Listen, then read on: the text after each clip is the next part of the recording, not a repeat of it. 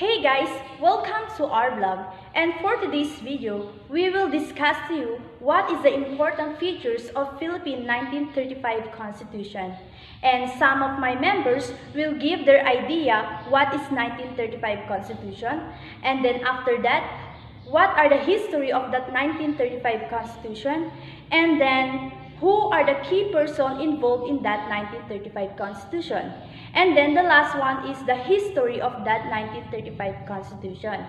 So pay attention to this video and hope you enjoy this video.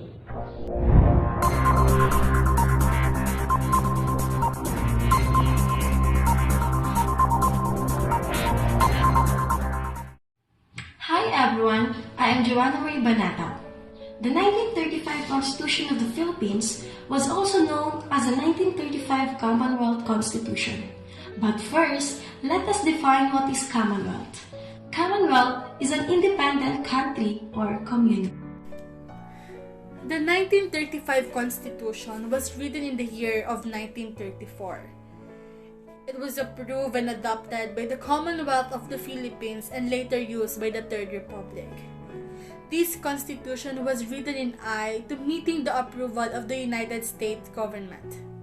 Also, this constitution ensures that the U.S. would live up to its promise to grant the Philippine independence and not to have a promise to hold onto its possession on the grounds that it was too politically mature and hence unready for full and real independence. This is the history of Philippine 1935 Constitution. March 24, 1934 was the approval of Tidings-Madafil Law, known as the Philippine Independence Act, by the President Franklin D. Roosevelt. March 25, 1935, approval by the President Franklin D. Roosevelt. July 4, 1946, Tidings-Madafil Law is provided for the establishment of a 10-year interim government by Filipinos preparatory to the interim of a Philippine independence. May 5, 1935, approval by the Philippines Legislature of a billing calling a constitutional convention as provided for an independence law. February 8, 1935, agreed on the final draft of the Constitution after having deliberated for several months. Approval by the convention by a vote of 177 to 1 of the instruction.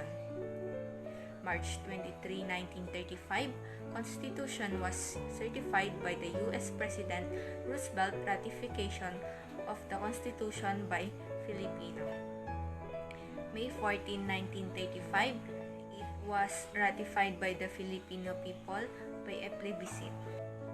November 15, 1935, the Commonwealth of the Philippines was inaugurated with Manuel L. Quezon and Sergio Osmeña Sr. as President and Vice President. And this is the key person involved in that 1935 Philippine Constitution. President Franklin D. Roosevelt. The Constitution was approved by President Franklin D. Roosevelt on March 23, 1935 in conformity on the Tidings of McDuffie Act. On May 14, 1935, it was ratified by the Filipino people a plebiscite. President Claro M. Recto. Recto was the president of the 1935 Constitutional Convention. The organization that is responsible for the fundamental law is the Land of Constitution.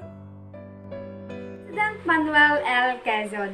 Quezon was member of the majority from the split of the Democrat and Nacionalista Party. They were the ones who rejected the Hair House Cutting Bill, which is supposed to be the first law that would set the specific date of the Philippine independence. So this is the benefits of 1935. The benefits of 1935 Constitution. The Filipino people imploring the aid of divine providence in order to establish a government that shall embody their ideals, conserve and develop the patrimony of the nation to promote the general welfare and secure themselves and their prosperity and the blessings of independence. Under a regime of justice, liberty, and democracy, Dordi and promulgate this Constitution.